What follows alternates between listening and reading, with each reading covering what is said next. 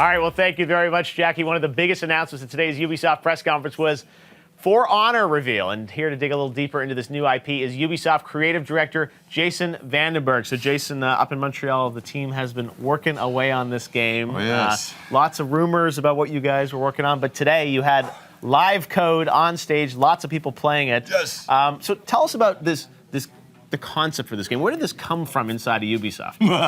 The game actually came from this long desire I've had to play a game like this. Yeah. It's as simple as that. Honestly, the inception of this was honestly it's about 10, 12 years ago. I was walking down the sidewalk, leaving this training I was taking in Longsword. I started thinking about controllers, and I started thinking about how we could do sword fighting.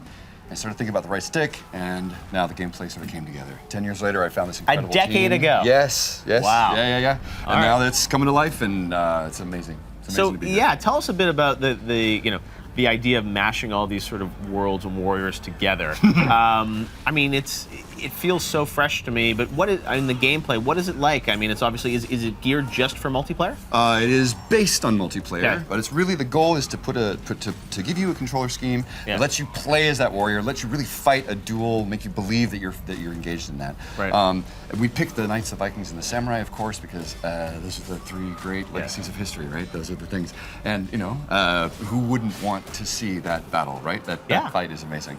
No, and I love that it feels very rooted in reality. It's not fantastical in any way. I mean, it's what's real. So when you put your hands on the controller, you had a bunch of people there playing together. So these are sort of, how many players will be together? That's 4v4. 4v4. The mode we got on the floor is Dominion, is 4v4. Okay, so really 4v4, you guys all jump in together, and you can pick sort of whatever character you want. You can pick what hero you like. Okay. Each faction has its own set of heroes you can select. A hero is a weapon and a suit of armor and then sort of a style, and then you can customize those a little bit, and then you run the battlefield and start fighting. Now, are these sort of set up as like a series of skirmishes, or I mean, do you put levels together, or how do you play through in it? It's a match. It's a match. Yeah. Dominion lasts about 8 to 10 minutes long, and it's you're taking capture points on the field, and you're defending them against the other players who are trying to take them from you. Wow, I love it because it feels so different from a multiplayer game in terms of how it actually looks and plays, and I'm sure that's partially by design, right? It's the whole thing. The center of the innovation, what we're bringing you is this thing we call the art of battle, which is the way it works on the controller, right? You're driving with the left stick around, and when you see someone you want to fight, you're going to pull on that left trigger and lock. Okay. And then when you lock, your right stick becomes your stance. Okay. So your weapon is, you're holding it to the right, or to the left, or to the top. I see. And when you're holding your weapon, that's where you're blocking. So if I'm holding top and you attack me top, I'll block. I see. So this is something where you see in the footage, you really need to go hands-on, I guess, to really understand how the scheme works, Which is why we're here on the floor with 100% playable, open to the public demo. We got 16 pods on the show floor at E3.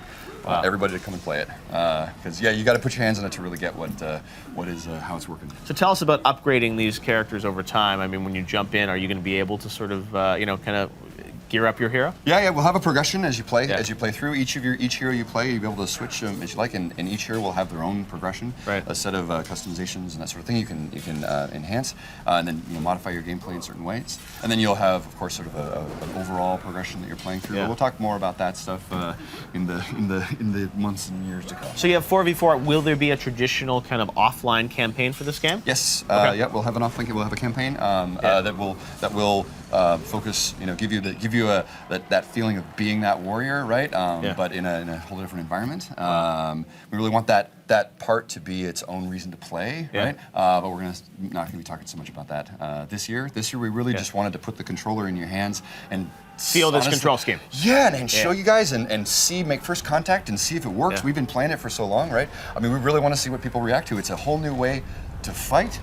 We think it's a whole new kind of game, and we just need to validate that, right? Well, no, he's right. When you're trying to introduce a new control scheme for multiplayer, people are always used to like sitting down. It's like, oh, this plays just like Halo. This plays just like Call of Duty. This obviously is something completely new. It doesn't play like very much else. And there's no first-person mode, right? This is all third-person. It's all third person.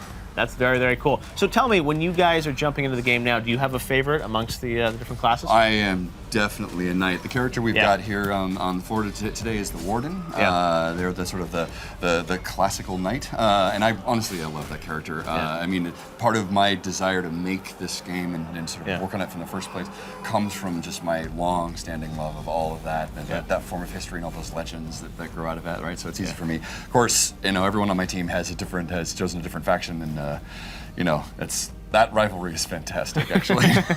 Well, it sounds like you're just having a lot of fun playing with this thing. How many years are you guys working on this? We've been working on it for quite a few. It's been a couple years now. Right.